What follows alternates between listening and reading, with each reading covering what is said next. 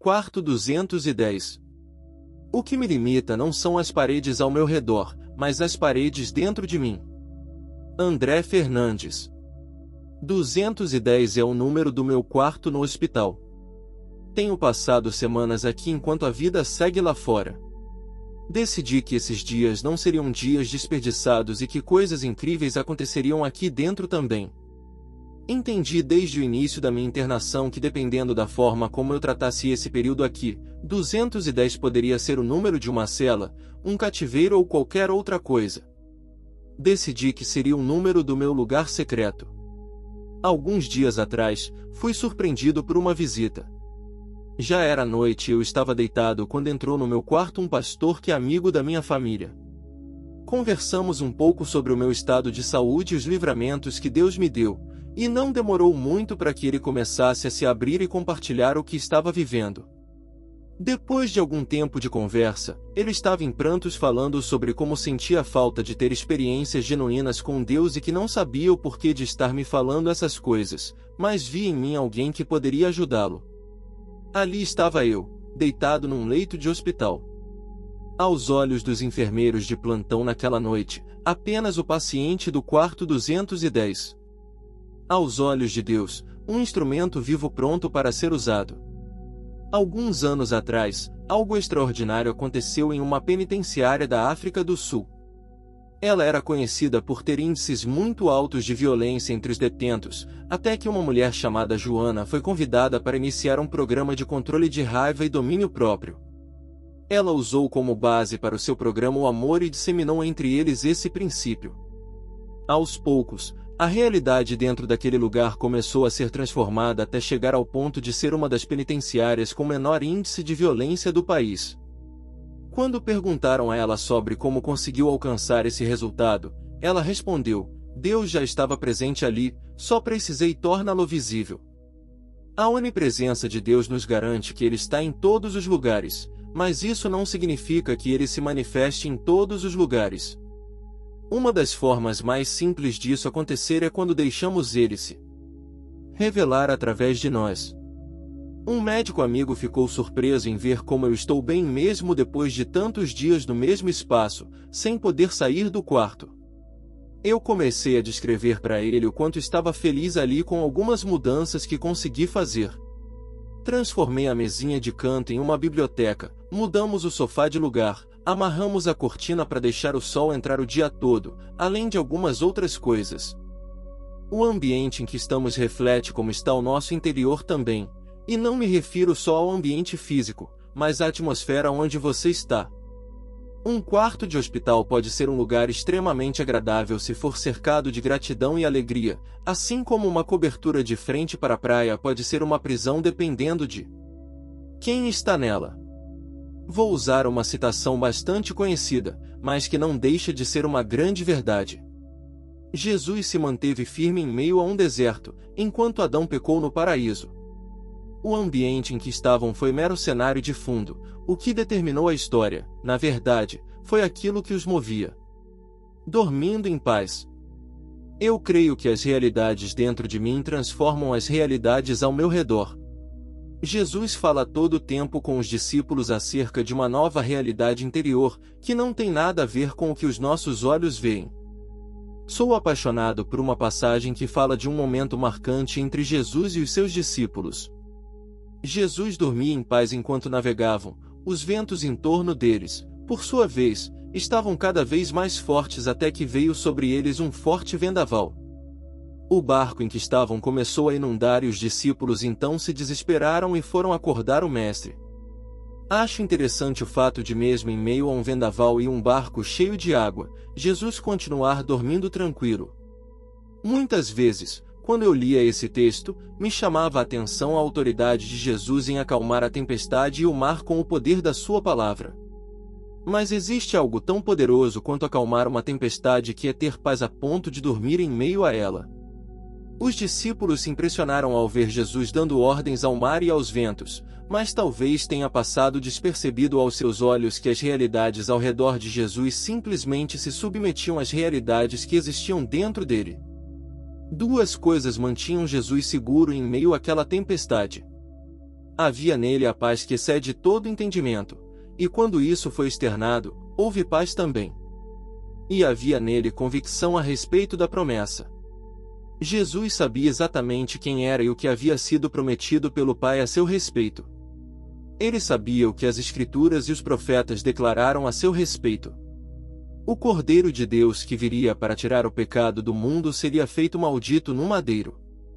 Ele sabia o que o aguardava, havia um caminho de cruz pela frente, portanto seria impossível ele morrer naquele momento porque o Pai já havia lhe revelado o seu propósito, e isso era suficiente. O que aprendo com isso é que a convicção a respeito das promessas de Deus para mim me faz ter paz em meio às tempestades. Quando eu sei o que Ele me prometeu e o que me espera, não fico ansioso diante dos desafios, eles não vêm para me parar, são apenas parte da minha jornada. Enquanto navegavam, ele adormeceu.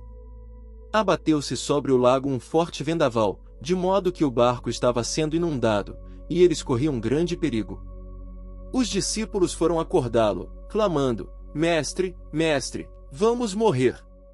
Ele se levantou e repreendeu o vento e a violência das águas, tudo se acalmou e ficou tranquilo. Onde está a sua fé? Perguntou ele aos seus discípulos. Amedrontados e admirados, eles perguntaram uns aos outros: Quem é este que até aos ventos e às águas dá ordens, e eles lhe obedecem? Lucas 8, 23 e 25. De dentro para fora. A multidão ajuntou-se contra Paulo e Silas, e os magistrados ordenaram que se lhes tirassem as roupas e fossem açoitados. Depois de serem severamente açoitados, foram lançados na prisão. O carcereiro recebeu instrução para vigiá-los com cuidado.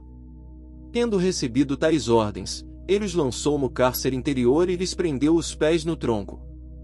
Por volta da meia-noite, Paulo e Silas estavam orando e cantando hinos a Deus, os outros presos os ouviam.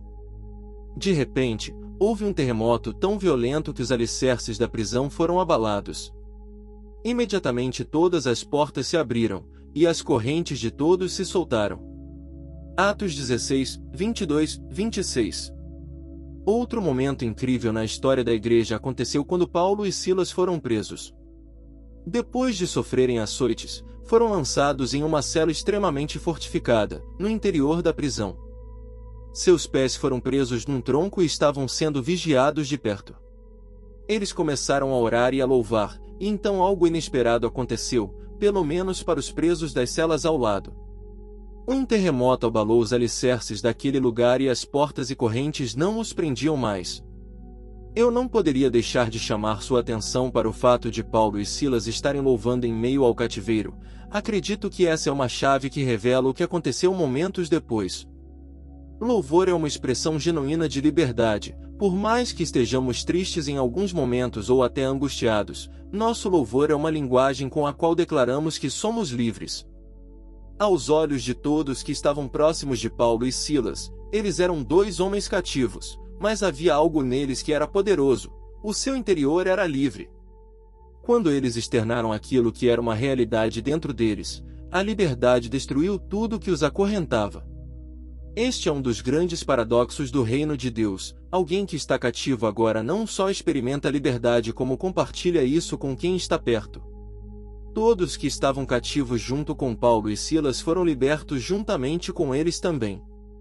É assim que o poder de Deus se revela através de nós. Não se limita a nós mesmos, porque se fosse assim seríamos o centro. Mas, na verdade, passa por nós, nos tornando simplesmente canais pelos quais ele flui.